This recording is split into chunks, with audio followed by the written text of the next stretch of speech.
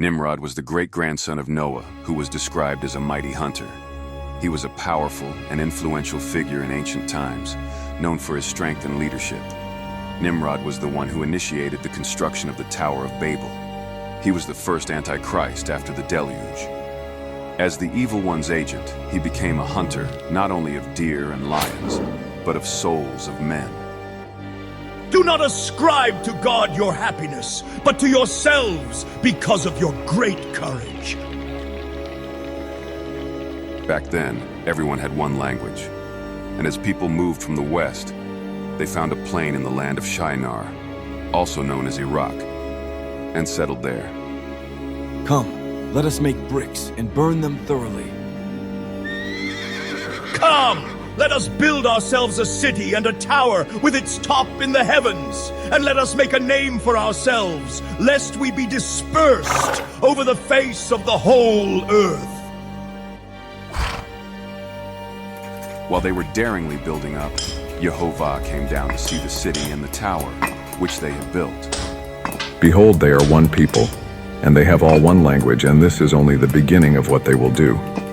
And nothing that they propose to do will now be impossible for them.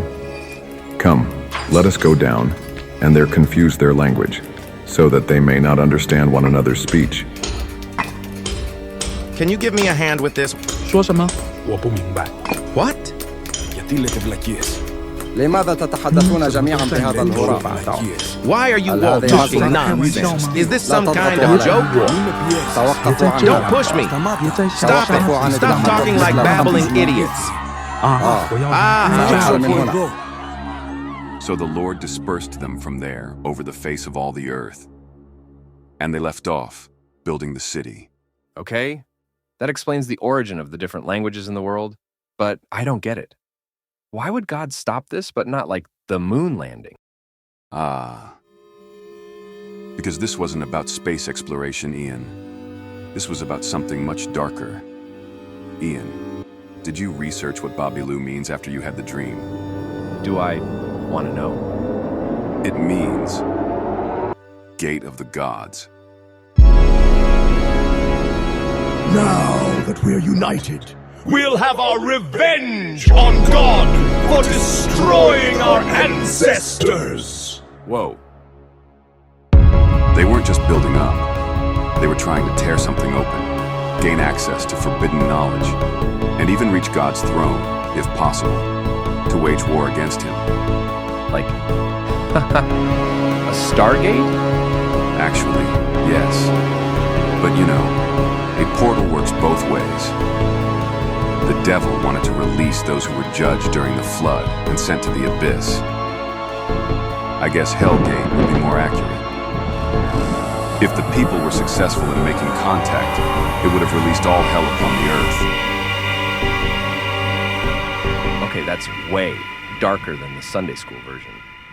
Understanding the real story is crucial in comprehending some of the prophecies concerning the end of the age. Those Nazi flags you saw in your dream weren't random. They're a warning about history repeating itself, about humanity trying the same thing again, just with different technology. Hold up. Are you talking about the hallmark of the beast's deal?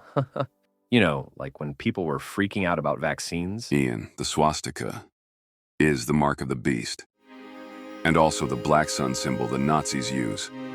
Different symbols, same meaning.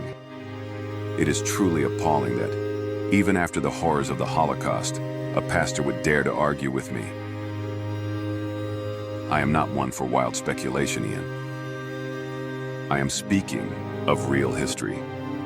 The churches must acknowledge that this is not some distant danger, but rather relevant to the here and now. The swastika was not originally a Nazi symbol. Its origin traces back to ancient sun worship, which leads us to The Tower of Babel? bingo. See, it wasn't just a city and a tower, but also a satanic religious system that had begun. Here was the beginning of the occult religion. That tower wasn't just bricks and mortar. It was humanity's first real attempt to break into realms we weren't meant to access. And now, well, let's just say history has a way of rhyming. So you think? That's why I had that dream? As some kind of warning? I think God wanted you to see these connections for yourself, not just hear them from me.